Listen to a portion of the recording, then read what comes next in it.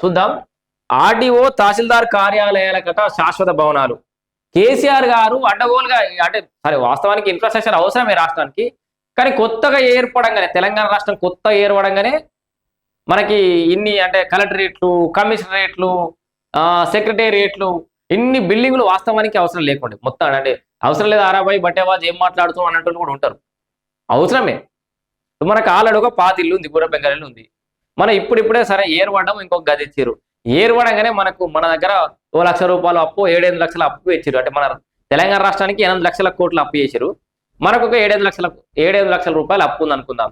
ఈ అప్పు ఉండగా మన కుటుంబ బాధ్యతలు మన మీద ఉండగా కొత్తగా ఏర్పడంగానే ఒక కారు కొనుక్కుంటా, పెద్ద బంగ్లా కట్టుకుంటా అంటే అదే సరైన నిర్ణయమే అవుతుందా? ఇంకొన్ని నాళ్ళు ఈ అప్పులు తీర్చుకొని ఆర్థికంగా ₹4 ఎక్కువ వస్తున్నాయి అన్నప్పుడు ఈఎంఐలు కట్టుకునే పరిస్థితి ఉన్నప్పుడు ఇల్లు కట్టుకుంటే మంచిదా?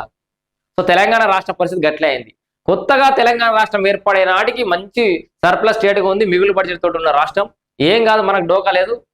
మేము దేశానికే అన్నం పెడితే దేశానికే పైసలు ఇస్తాం. మేము మోడీకే ఎంత కావాలో చెప్పు, మోడీ నాకు ఇచ్చేది మోడీ బోడే అని చెప్పి సాయంత్రం కేసీఆర్ బాపానుడు వీళ్ళంతా రెచ్చిపోయి అబ్బా దేశ్కి నేత కేసీఆర్ మోడీనే చీల్చి చెండాడుతుండు, మనకు కేంద్రం నుంచి రావాల్సిన పైసలు ఏం అవసరం లేదట, వాడు ఇవ్వకపోయినా మనం బాగానే ఉన్నామట అని విచ్చల విడితనం జనాలలో విరిగిపోయింది. డబ్బులు బాగానే ఉన్నాయని జనాలకి మైండ్లకు ఎక్కిచ్చేసారు. కార్లు, లగ్జరీ లైఫ్లు, ఒక సిస్టమ్ అనేది దెబ్బతిన్నది తెలంగాణ రాష్ట్రంలో. మొత్తం అప్పుల కుప్పై, రాష్ట్రం అప్పుల కుప్పై, జనాలలో కూడా ఆ డిసిప్లిన్ లేకుండా అయిపోయింది. అంటే ఫైనాన్షియల్ డిసిప్లిన్. కానీ మన రాష్ట్ర పరిస్థితి ఏందనేది మనకు తెలవాలి, మన కుటుంబ పరిస్థితి ఏందనేది మనకు తెలవాలి. కొత్త సర్కార్ వచ్చిన తర్వాత ఆ ప్రయత్నం చేసింది రేవంత్ రెడ్డి గారు. ఓపెన్గా మన దగ్గర గిదే ఉన్నాయి, ఇంతకు మించి నన్ను కోసినా కూడా పైసలు వెళ్ళేటట్లేవు, మన ఆర్థిక పరిస్థితికి ఇది, మన అప్పులకి ఇది, నెల వీటికి ఇవ్వతున్నాయి, వీటికి ఇవ్వతున్నాయి. గట్ల ముఖ్యమంత్రి అంటూ గట్ల మాట్లాడుతారంటే మాట్లాడాలి. కుటుంబ పెద్ద మన సంసారం గిట్లుంది బిడ్డ అని చెప్పేసి తెలిస్తే కొడుకులు జర ఆగతాయిగా తిరిగే కొడుకులు ఏమైనా ఖర్చులు ఏమైనా తక్కువ చేయొచ్చు, అవకాశం ఉండొచ్చు. ఏమన్నా రాష్ట్రం బాగుపడడానికి ఏమైనా అవకాశం ఉండొచ్చు. అందరూ ఫైనాన్షియల్ డిసిప్లిన్తో ఉండొచ్చు. ఇలా రియల్ ఎస్టేట్ కూడా కొంత కొనుక్కోవడానికి అగ్గువైపోయింది, అమ్మేటోనికి రేట్ లేదు. కానీ అంటే అన్ని దిగి వచ్చినాయి యాక్చువల్ రేటుకు. అంటే పొర్ర అనేది తొలగిపోయినాయి, కమ్ముకున్న మేఘాలన్నీ వేయినాయి. మన వాస్తవ పరిస్థితి ఇది. మన తెలంగాణలో ల్యాండ్ అనేది ఆర్టిఫిషియల్గా అన్ని భూమి పెంచేసినాం, ఆర్టిఫిషియల్గా అన్ని పెంచుకున్నాం, ఇన్ఫ్రాస్ట్రక్చర్ ఇష్టం వచ్చినట్టు కట్టేసినాం. దాంట్లో సదుపాయాలు లేవు. మళ్ళీ ఫంక్షనింగ్ చేయాలంటే పైసలు ఇవ్వాలి. రేపు ఆ మెడికల్ కళాశాలలు అవన్నీ హాస్పిటల్ మస్తు కట్టిన దాంట్లో బెడ్లు లేవు, ఎక్విప్మెంట్ లేదు. అంటే ఒక 4 రోజులు ఆగేది ఉండే అనేది. ఇప్పుడు కేసీఆర్ గారు టర్మ్ ఏదైతే 10 ఏళ్ళు ఉందో ఆ 10 ఏళ్ళ దాకా కొంత సంక్షేమం చేసుకుంటా మెల్లమెల్లగా అభివృద్ధి బాటలు వేసుకుంటా కొంచెం ఆగితే ఇప్పుడు ఈ టర్మ్లో చేసుకునేది ఉండే అన్ని ముందుగానే చేసి అప్పులకు వేసి ప్రాగమాగం అయిపోయింది. ఇట్లా అయితే ఆర్డీఓ తహసీల్దార్ కార్యాలయం శాశ్వత భవనాలను వీలు పెట్టుకోరు కాంగ్రెస్ వాళ్ళు. ఎందుకంటే ఇక ఏం మాట్లాడాలి లేని, ఇక ఏ గవర్నమెంట్ వచ్చినా ఏదో ఒకటి వెతుక్కోవాల్సింది, ఏదో ఒకటి చేయాల్సింది. ఇక మళ్ళా కొన్ని రోజులు అంటే శాశ్వత భవనాలు అంతటా ప్రతి జాగా అన్ని కార్యాలయాలు ఒకే ఉండాలని డిజైన్లో ఓకే బాగానే ఉంది ఆలోచన. కానీ అవసరం లేని చోట్ల కట్టకూరి, అవసరం శిథిలావస్థకు చేరుకునే అన్న చోట్ల మాత్రమే ఈ ఆర్డీఓ కార్యాలయాలు, తహసీల్దార్ కార్యాలయాలు కట్టూరి జన. అలా ఆల్రెడీ ఇప్పటికే ఫ్యాన్ తిరుగుతుంటే ఫ్యాన్లో కూర్చుంటే బయటకు వెళ్తలేదు తహసీల్దారులు. మీరు మంచిగా సెంట్రలైజ్డ్ ఏసీలు పెట్టించి ఆయన ఆఫీసులు కట్టిస్తే అల్లే కూర్చుంటారు, ఇక బయటకు వెళ్ళరు వాళ్ళు.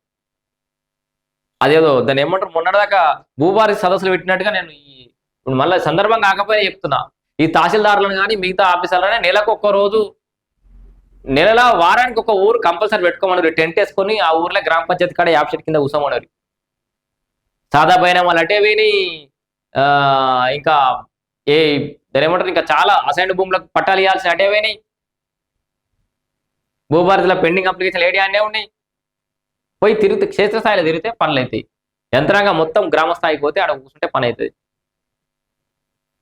పొద్దుగాల 10-11 రావాలి, ఇక్కడ దీన్ని 2 ఫైల్ అటు ఇటు అనాలి, తంబు పక్క పొంటెట్ పెట్టాలి, ఆ రిజిస్ట్రేషన్లు కావాలి, మధ్యాహ్నం లంచ్ 2 గంటలు వేయాలి, సాయంత్రం 4 గంటలకి ఇంత ఛాయ్ తాగి ముందర టిఫిన్ డబ్బాలు అవి వరకు టైం అయిపోయాయి. మళ్ళీ ఈ మంత్రి ఉరకాలి, ఆ మంత్రి ఉరకాలి, ఆర్డీఓ పిలిచి ఉరకాలి, ఈ ప్రోటోకాల్ పంచదోడి మళ్ళీ వాళ్ళకి ప్రజల పనులన్నీ ఇడిచిపెట్టి. ఈ మంత్రులకు షెడ్యూల్ కూడా ఎప్పుడు పడితే అప్పుడు ఇయ్యద్దు. ఇక అవసరమైతేనే ఆర్డీఓనో తహసీల్దార్ వచ్చే విధంగా ఈ ప్రోటోకాల్ డిజైన్ చేయాలి. నాకు తెలిసి ఐఎమ్ సారీ, ఈ ప్రోటోకాల్ డిజైన్ కూడా మార్చేయాలి. ఏం అవసరం లేదు.